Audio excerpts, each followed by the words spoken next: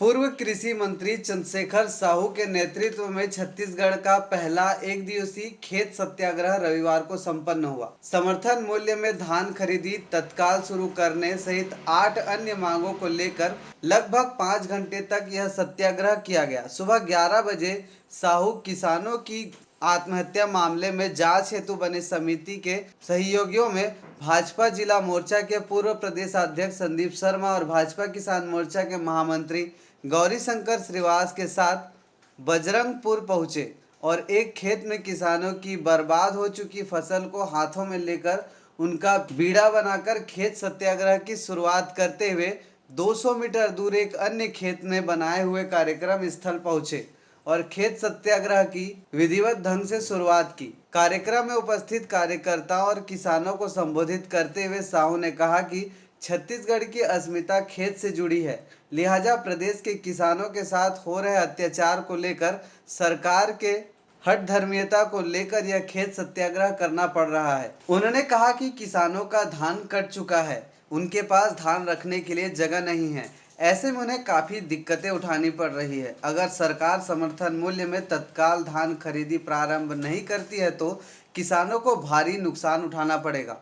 साहू ने प्रति एकड़ 20 क्विंटल की दर से धान खरीदने, एक मुश्त बोनस राशि वितरित करने, टोकन वितरण के बाद तत्काल धान खरीदी करने, मानक खाद व बीज की आपूर्ति सुनिश्चित करने, कांग्रेस के घोषणा पत्र के अनुरूप समस्त किसानों का अल्पकालीन एवं मध्यकालीन कृषि ऋण माफ करने, मंडी या मंडी क्षेत्र में धान की खरीदी न्यूनतम मूल्य से नीचे न खरीदना सुनिश्चित करने की मांग के साथ साथ पिछले महीने दुर्ग जिले के हरदी और अभनपुर के दादर झोरी में आत्महत्या करने वाले किसानों के परिजनों को 25-25 लाख रुपए मुआवजा एवं एक परिजन को नौकरी देने की मांग की है। कार्यक्रम को संदीप शर्मा और गौरीशंकर श्रीवास ने भी संबोधित करते हुए वर्तमान कांग्रेस सरकार को आड़े हाथों लिया और कहा कि किसानों के साथ न्याय करने की बात करने वाली सरकार आज किसानों के आत्महत्या के मामले में चुप क्यों है।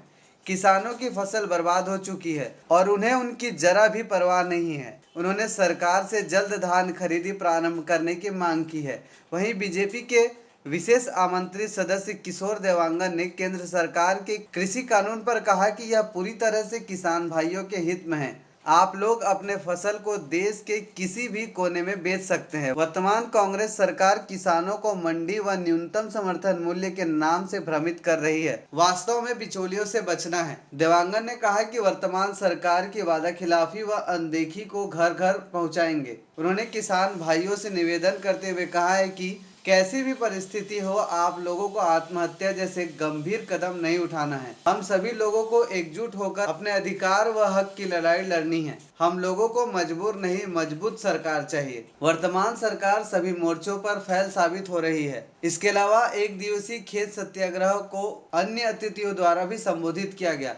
कार्यक्रम के अंत में खेत सत्याग्रहियों द्वारा नायब तहसीलदार पवन ठाकुर को राज्यपाल के नाम ज्ञापन सौंपा गया। इस दौरान खेत सत्याग्रह में जिला पंचायत सदस्य चंद्रकला ध्रुव, खेमराज कोसरे, जनपद सदस्य कमल नारायण साहू, संगीता शर्मा, ग्राम सरपंच योगेश साहू, युधिष्ठिर चंद्राकर, व्यास नारायण साहू, नवापारा भाजपा मंडल अध्यक्ष उमेश यादव, अभनपुर मंडल से अनिल अग्रवाल, उपाध्यक्ष दुकालू चक्रधारी, महामंत्री नवल साहू, युवा मोर्चा अध्यक्ष संजय साहू, उपाध्यक्ष मनीष देवांगन, महामंत्री नागेंद्र वर्मा, तनु मिश्रा, संतोषी कंसारी, पार्षद रवि साहू, पूर्व पार्षद रुपेंद्र चंद्राकर, टिंकू सोनी, डॉक्टर फुलजी साहू, संजय बंगानी, वीरेंद्र साहू, डॉक्टर सोनऊ साहू सहित बड़ी संख्या में भाजपा कार्यकर्ता व मृतक किसान की पत्नी व परिजन भी एक दिवसीय खेत सत्याग्रह में उपस्थित थे।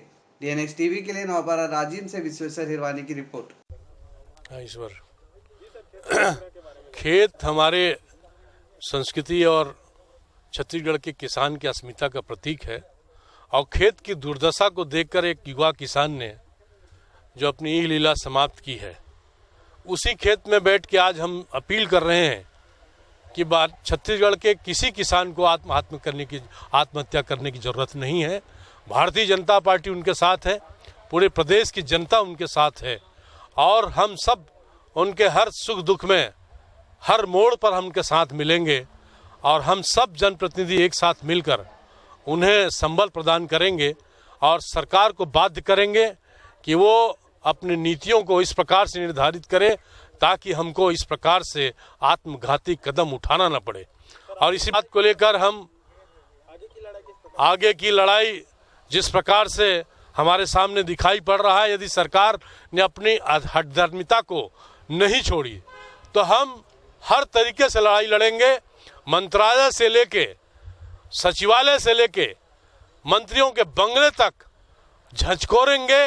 प्रदेश के राजधानी के सड़कों में यहाँ के किसान उतरकर अपनी भावनाओं की अभिव्यक्ति कर पाएंगे, ऐसा हम रणनीति तैयार करेंगे और पीड़ित परिवार को मुआवजा मिले, साथ ही साथ धान खरीदी की तत्काल व्यवस्था हो, न्यूनतम समर्थन मूल्य से नीचे कहीं पर धान न बिके, इस बात को सुनिश्चित करे सरकार। और केंद्रीय कानून कृषि सुधार में की स्थिति जो बनी है उसको लागू करे। ऐसे 9 सूत्री मांगों के लिए हम लगातार संघर्षरत रहेंगे। भारतीय जनता पार्टी आह्वान करती है कि पूरे प्रदेश के किसानों के संचल के किसानों को वो आगे आए, हम उनके साथ हैं। हमारे साथ किशोर देवंगन यहाँ पर है। जी किशोर जी बताइए, जो आज ये खेत सत्याग्रह जो पूर्व कृषि मंत्री चंद्रशेखर साहू जी के नेतृत्व में प्रारंभ हुआ है, उस संबंध में आपका क्या कहना है? जी, आज पूर्व कैबिनेट कृषि मंत्री माननीय चंद्रशेखर भैया जी के नेतृत्व में खेत सत्याग्रह का आयोजन ग्राम बजरंगपुर में किया गया था।